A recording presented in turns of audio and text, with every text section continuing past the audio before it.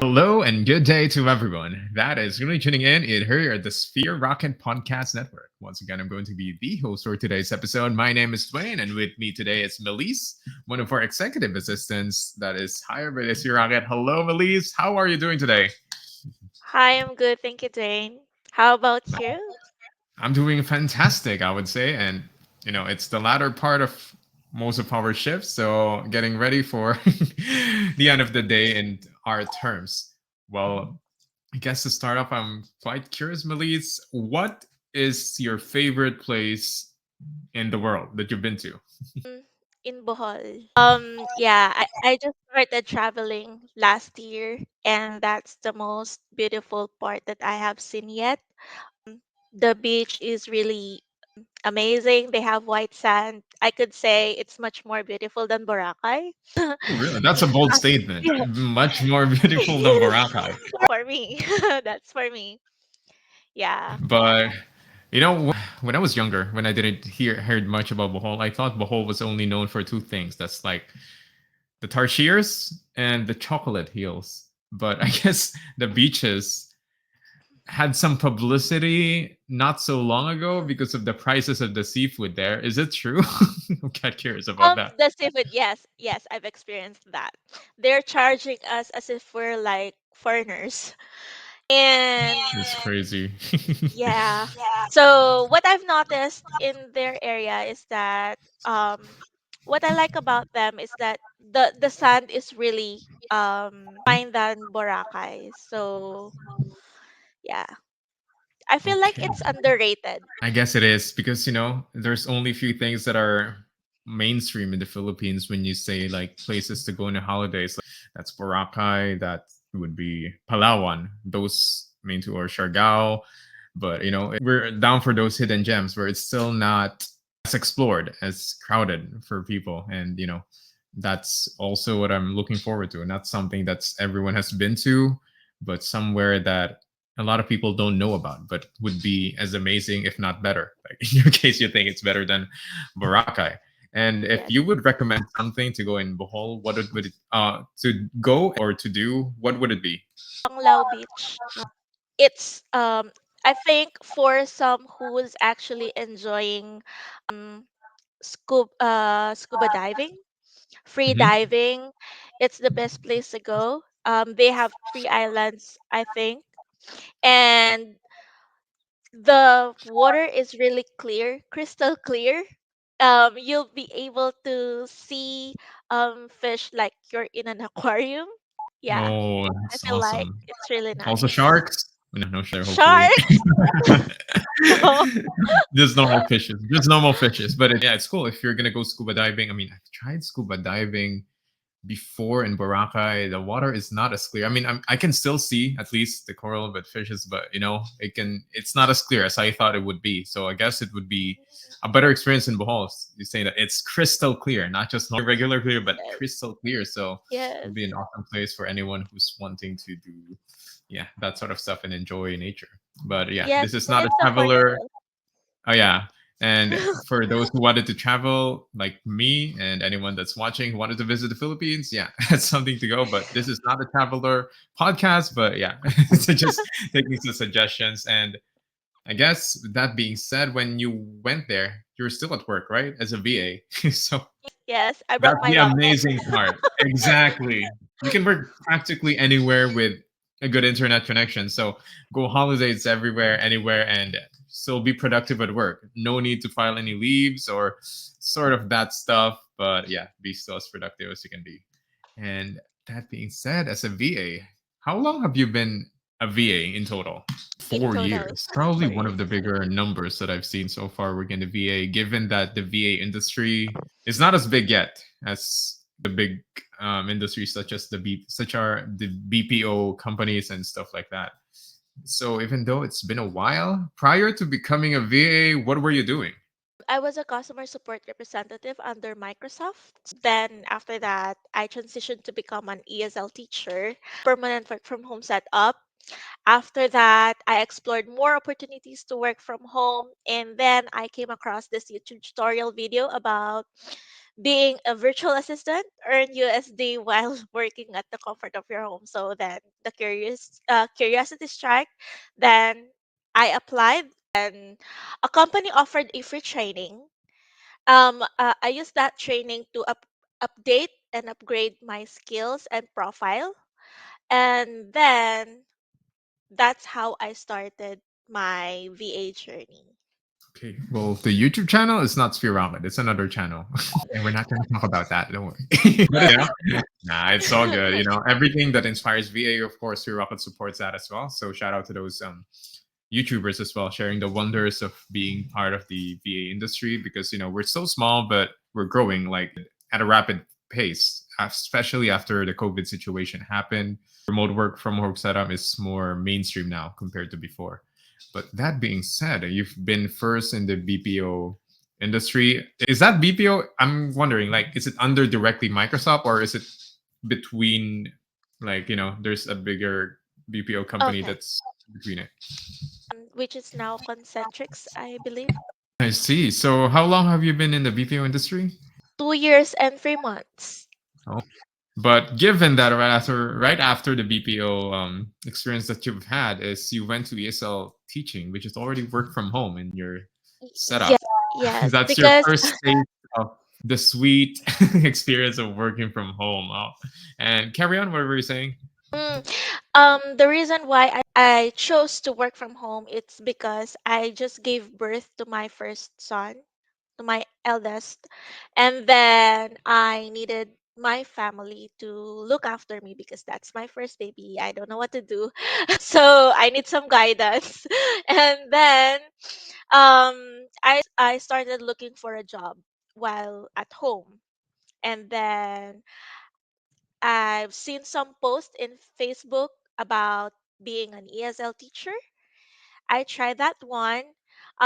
Because of that, I was able to complete my technical backups at home, which also gave me strong foundation on how to do my job long term here as a virtual assistant. It's really important to have backup power source, internet connection. It's because we cannot just miss our work just because we have interruptions, right? Power interruptions, and what else? Internet issues. Yes, So it's our we need, responsibility. yes. So we need to invest to our technical backups. Yeah. I mean, it's good that you were able to do that because I remember the first time I had a remote work. I wasn't like, okay, I got not the best laptop, but it still turns on. I have some, yeah, just mobile data internet. It's not as fast. And I thought it's going to be enough because I was like saying it's enough to do the bare minimum, but don't settle for bare minimum, especially in a work from home setup, because it's going to affect your overall productivity. And yeah, if power interruptions does happen, it might affect your career, especially if it's in an important moment at the time, especially as an ESL teacher. Imagine having your classes getting cut off because of an internet, then yeah, it's gonna be a problem for both sides. Yes, but yeah, good. That's your first step and first, as working from home.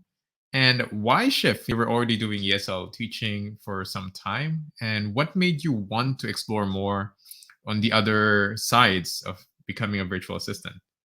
I think you're kind of muted, Melisse. There was a bit of some technical issues, but I guess we're back right now. So continuing off where we left off, I guess, Melisse, the question again is, what made you like try to discover or search for more opportunities other than the ESL teaching Mhm. job that you've had before becoming a VA? I enjoy teaching before. It's because I get to interact with other people, but I find it somewhat tiring because I need to face the camera for the entire time. I need to prepare my materials. What else? Do full makeup, all the hassle. you know, it's not like working from home without camera, just handling emails and updating database. It's very different. Plus, when you're talking to a kid, you need to give your full energy the entire time. So I want to have a job that will not require me much of that because it's actually hurting my throat. I've handled classes from 8 a.m. to 11 p.m. nonstop. Just talking. How many breaks do you Yes, get in between each classes? I don't take breaks. You know what? I was an ESL teacher myself, but it was an office-based setup, and I remember having my schedule and would just have 5 minutes in between each classes. Yes, I think it's the that is same. the time. You know what? It's sometimes it can get longer, and you wouldn't have enough time to get to the next class, and it was really it can get really stressful because you need to have awesome time management and time management in terms of teaching the classes and all. And as you mentioned, it doesn't feel as much as home work from home setup because you still needed to get ready. Minus the traffic, which is a huge plus. You don't need to travel far. But I guess it's not for you. Like, always getting ready and speaking for like 9, 10 hours around that time straight. It's crazy you're able to speak that up. And I think a lot of your career involves talking and talking and talking, coming from the BPO industry. But now, how is your work now? Multiple email management, database management, social media management. So I'm free from all the talking.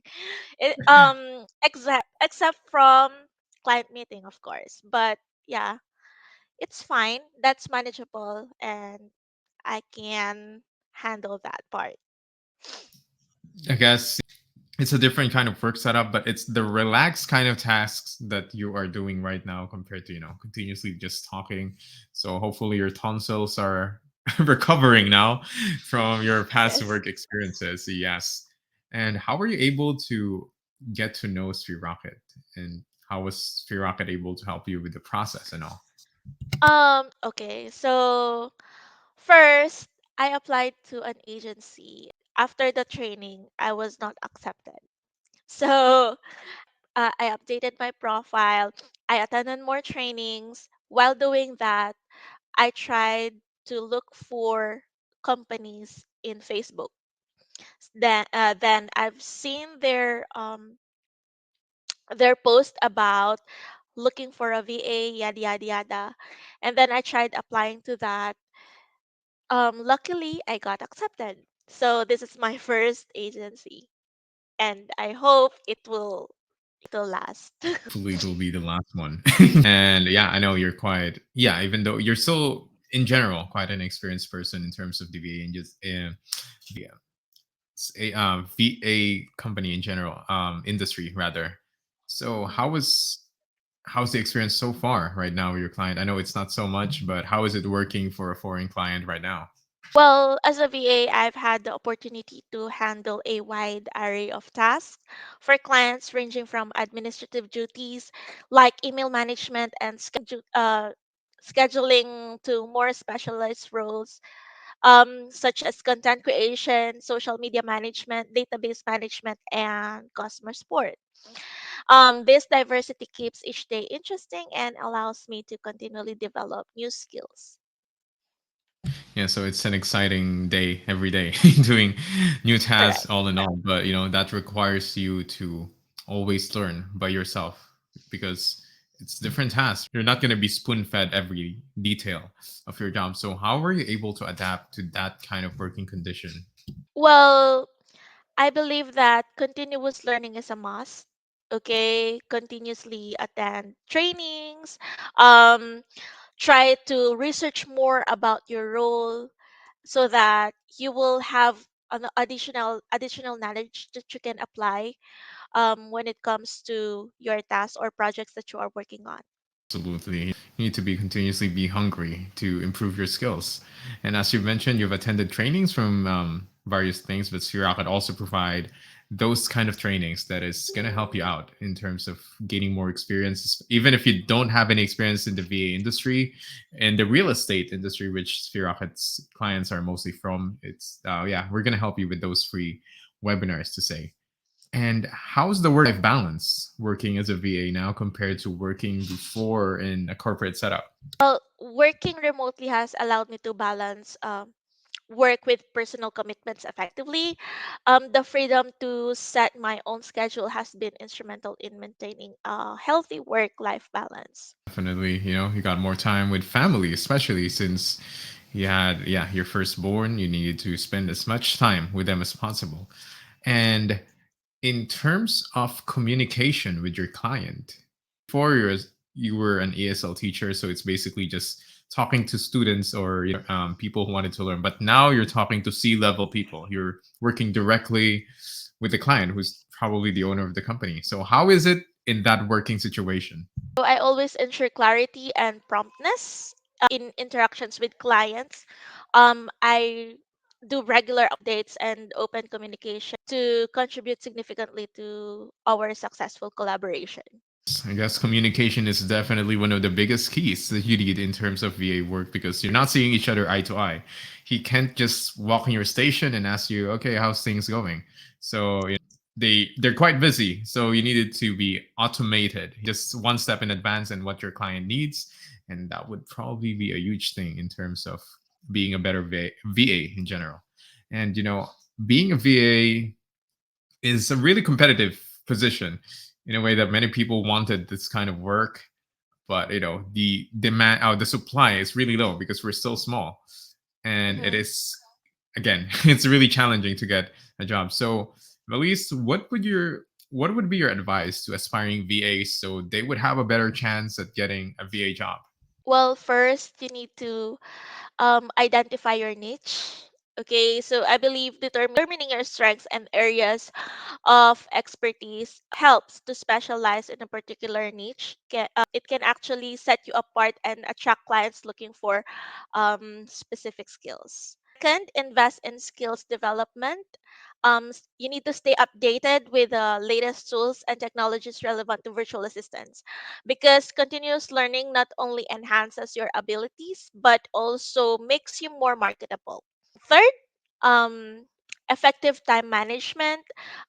You likely juggle multiple tasks with your clients, so you need to develop strong time management skills to prioritize tasks and meet deadlines. Sorry, efficiently. So next, clear and proactive communication is crucial in a virtual setting. So you need to ensure that you can convey information effectively and respond promptly to client inquiries. As much as possible, if they are sending you emails, answer them as fast as you can. Like, don't wait for 10-15 minutes before you answer their inquiries. Okay, next, build an online presence. Okay, you need to create a professional online profile or portfolio showcasing your skills and experiences. Platforms like LinkedIn can be valuable for networking and attracting potential clients. If you can have your own website, that would be much better. So it could show your own portfolio as well.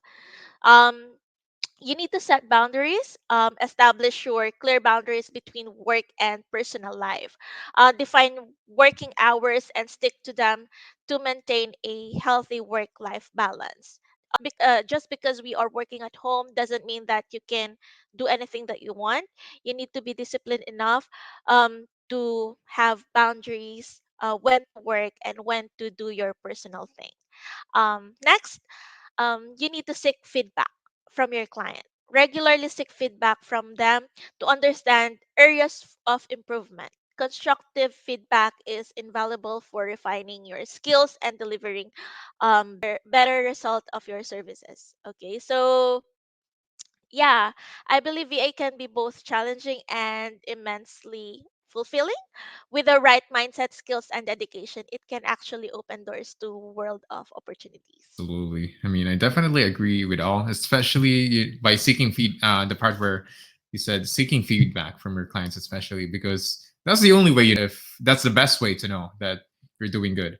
Because, you might think you're doing good, you're doing great, but, without any external opinions, and more specifically from your client, then he or she would be the best judge in a way if you're doing great and what you could improve on. And of course, you need to also learn how to take criticisms because, those are things that will help you improve yourself better, not just to, kind of pick on you. So, yeah, these are professional criticisms, and especially coming from your client, your boss.